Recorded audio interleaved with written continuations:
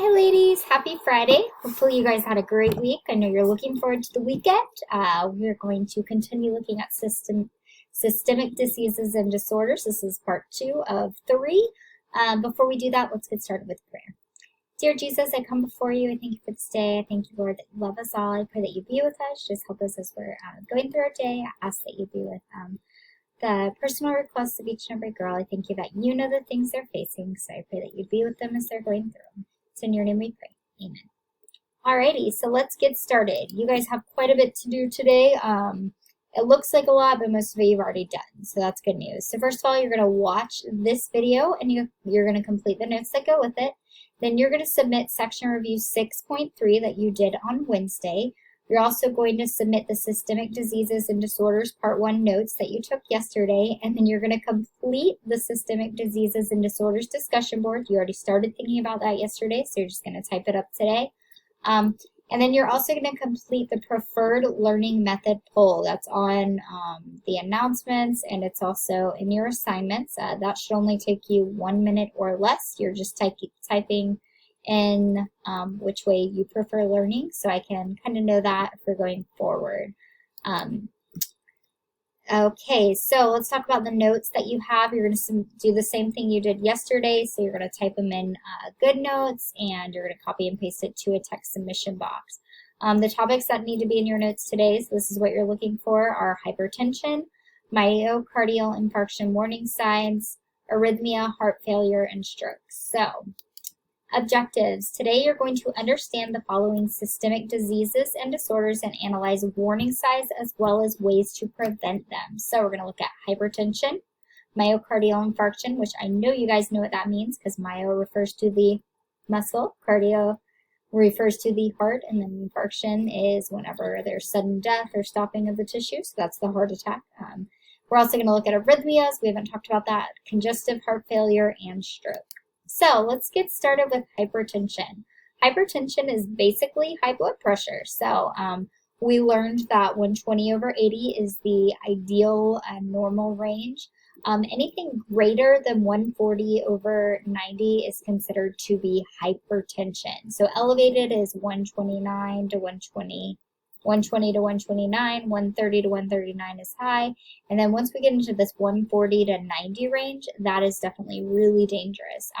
It increases your risk of heart disease because your heart is having to work harder, stroke, and as well as other cardiovascular problems. So these are things that we want to avoid. And nearly 1 out of every 2 adults in the U.S. has high blood pressure. Some of it is for medical reasons, and some of it is due to lifestyle choices. So here are a few things you can do to lower your blood pressure. Move more. They say 30 minutes 5 times a week. So as young people, this is something that you regularly do, especially if you're an athlete. You don't even realize that you're exercising. But it's important to be cognizant of that and make sure that we're doing that, even if we're not athletes. Focus on nutrition, so eating potassium-rich fruits and vegetables. So we talked about nutrition a while ago and how important it is and how the different nutrients do things for your body. So if we are eating things that are good for our body, we're going to build up our body and we're going to strengthen it. If we're eating things that are bad for our body, we're going to have the opposite effect. So we talked about the fact that yesterday that your arteries can get clogged with stuff. That leads to high blood pressure. So those are things we want to avoid.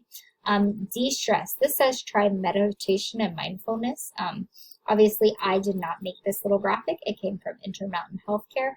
And for us, it's easier to de-stress because we know who our creator is. We know who's in control of the universe, and we know that he works all things for good. So that's something that's we can focus on when we're de-stressing. That doesn't mean as Christians we're not going to have stress in our life, but that does give us someone to look back to and to talk to whenever we are experiencing moments of stress.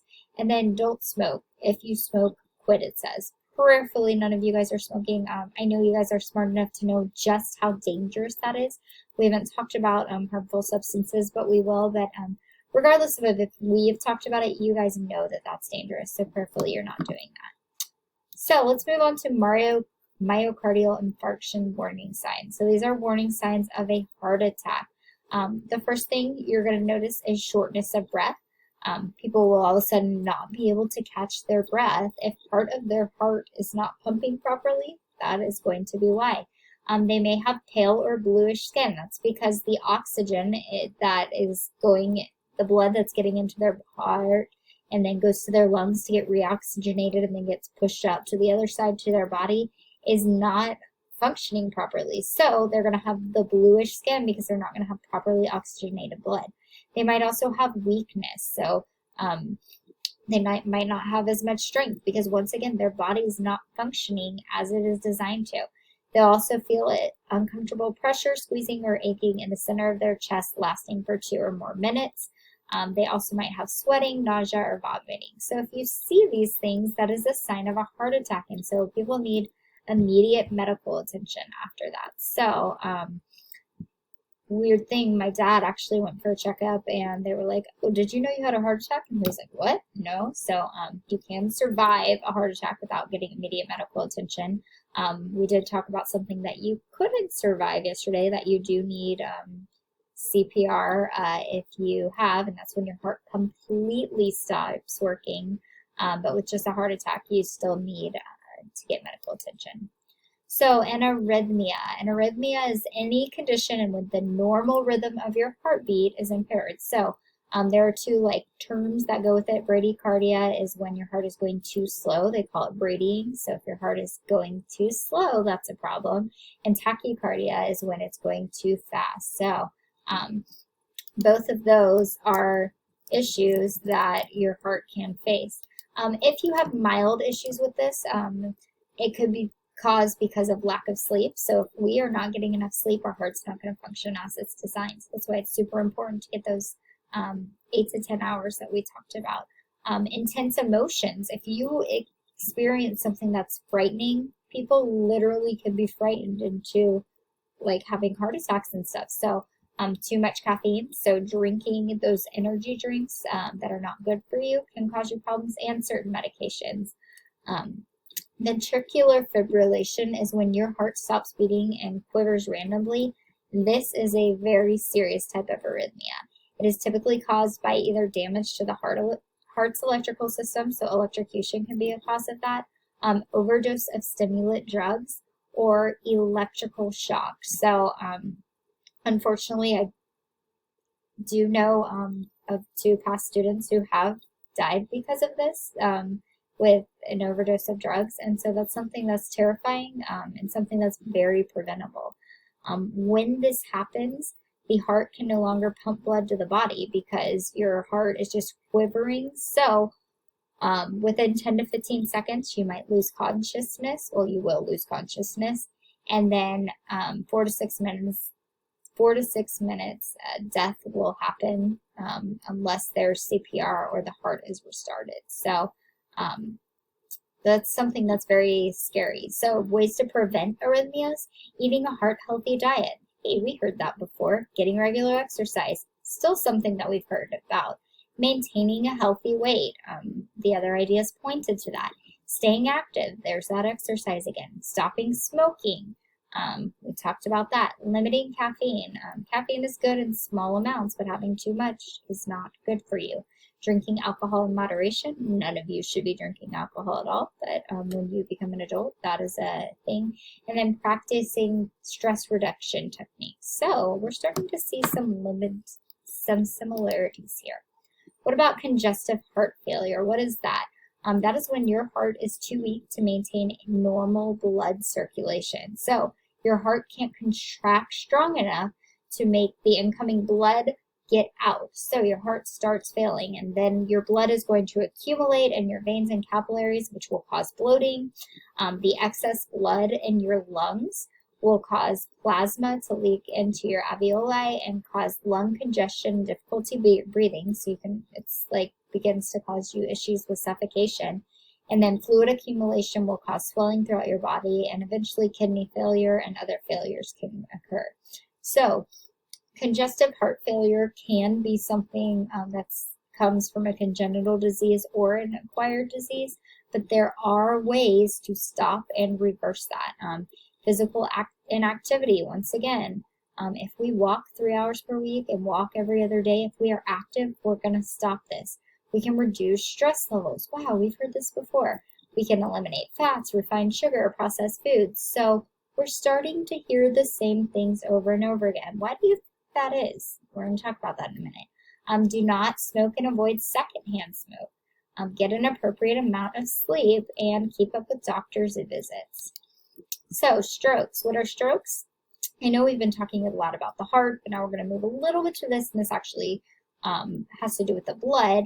When your blood vessel in your brain loses its supply of oxygen is when a stroke occurs. So there's three main causes for this. The first is a thrombus. That's a stationary blood clot that will form in the blood vessel. So it just forms in the same area and it stays there.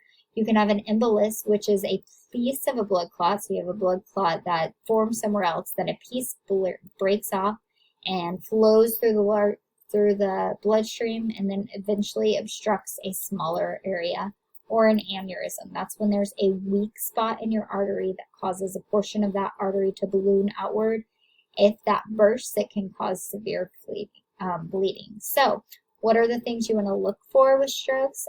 There's a little acronym that they use called BFAST, balance. If you notice someone suddenly has a loss of balance, they have a headache, they're dizzy, and if they suddenly go blind in one of their eyes, they can't see out of one or both of their eyes, that could be it.